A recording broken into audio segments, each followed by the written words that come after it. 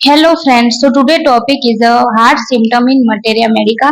Now we compare two medicine, NASA versus Cactus. Let's see in detail. सो नाजा and cactus. तो first of all आपको action याद रखनी है। ये जो नाजा होता है मेडिसिन, उसकी एक्शन होती है हार्ट मसल्स एंड वाल्व्स पे, ये मोस्ट इंपॉर्टेंट है। और ऑल्सो जो कैक्टस है उसकी एक्शन होती है हार्ट मसल्स, वाल्व्स एंड जो कोरोनरी सर्कुलेशन होता है वहां पे। Now sensation, pain radiating to the left shoulder, arm and neck. Most important symptom है कि यहाँ पे नाजा में जो पेन होता है वो रेडिएट होता है लेफ्ट शोल्डर में, आर्म में और नेक में। In cactus, heart tightly grasp by an iron band. Most important symptom के हार्ट होता है वो, हमें ऐसी फीलिंग आती है कि हमारा जो हार्ट है वो आयरन बैंड से कंप्लीटली टाइटली बंधा हुआ है, इतनी पेशेंट को कॉन्स्ट्रक्टिव फीलिंग आती है। तो ये कैक्टस का मोस्ट इंपॉर्टेंट कीनोट सिम्टम है। Now heart disease. अब नाजा कौन से हार्ट डिजीज में प्रिस्क्राइब करनी होती है और जो कैक्टस होती है वो कौन से heart disease. First of all नाजा हमने देखा कि उसकी एक्शन वाल्व्स पे है, तो obviously valvular heart disease, specially rheumatic fever and एंडोकार्डियाटिस।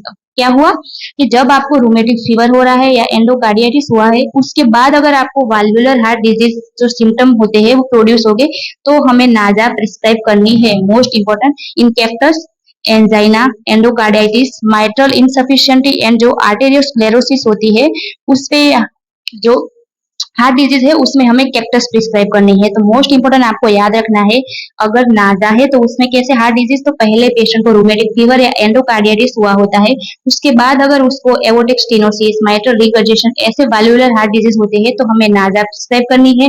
In cactus में पेशेंट को angina, endocarditis, mitral insufficiency and जो आर्टेरियोस्क्लेरोसिस।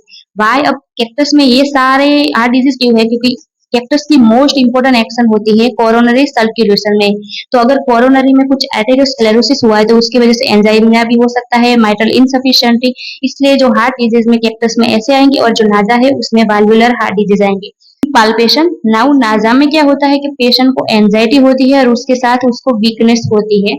इन कैक्टस में पेशेंट को क्या हुआ, वायोलेंट पाल्पिटेशन होगा और इसके साथ कॉन्स्ट्रिक्टन फीलिंग होती है। Most important symptom. Now pulse. In नाजा, weak and irregular pulse. In cactus, rapid और इरेग्युलर पल्स विथ ऑपरेशन। यहाँ पे मोस्ट इंपोर्टेंट है कि अगर नाजा है तो उसके जो पल्स होते हैं वो वीक होते हैं, अगर इन कैक्टस है तो उसके जो पल्स होते हैं वो रैपिड होंगे। Now mental state. अब यहाँ पे जो नाजा है उसमें मेंटल स्टेट कैसा होता है, sad, depress and suicidal. Most important के जो पेशेंट का जो मेंटल स्टेट होता है वो सुसाइडल टाइप होता है।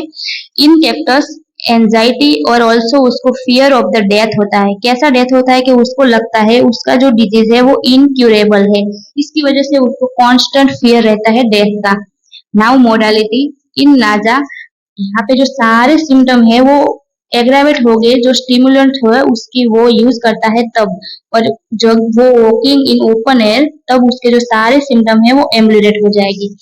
इन कैक्टस उसके जो सारे सिम्टम है वो 11 AM टू 11 PM सारे सिम्टम एग्रावेट हो गए, और ऑल्सो वो जब लेफ्ट साइड में सोता है तब उसको सारे सिम्टम एग्रावेट होते हैं। तो यहाँ पे मोस्ट इंपोर्टेंट क्या है कि सारे symptom 11 AM to 11 PM aggravate हो रहे हैं, मतलब कि यहाँ पे पीरियोडिसिटी है वो मोस्ट इंपोर्टेंट है, उसको स्पेसिफिक पीरियड टाइम होता है तभी सारे सिम्टम आते हैं, और ऑल्सो वो जो लेफ्ट साइड में सोता है तब उसको सिम्टम सारे है वो एग्रावेट होते हैं, और जो सारे सिम्टम है वो एम्बुलेट हो गए जब वो ओपन एयर में होता है तब। तो ये उसकी मोडालिटी याद रखनी है। मोडालिटी में भी मोस्ट इंपोर्टेंट होता है 11 AM टू 11 PM एंड जो लेफ्ट साइड होती है वो। नाउ एक शॉर्ट ट्रिक है, जो नाजा एंड कैक्टस है उसको आपको कैसे याद रखना है। इन नाजा, तो फर्स्ट यहाँ पे नाजा में एन आ रहा है, मतलब कि उसका जो पेन है वो नेक एंड लेफ्ट आर्म में रेडिएशन हो रहा है, तो ये मोस्ट इंपोर्टेंट कीनेट सिम्टम है।